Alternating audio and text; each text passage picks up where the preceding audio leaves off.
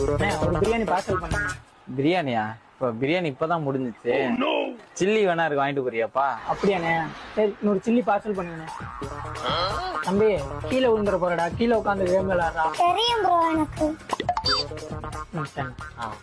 A few minutes later. ஓ, சில்லியை கட்ட சொன்னா சல்லியை கட்டி வச்சிருக்க, என்னையா வேலை பாக்குற? சல்லியா? ஆமையா, இங்க பாரியா. அப்படியா? Cameraman great.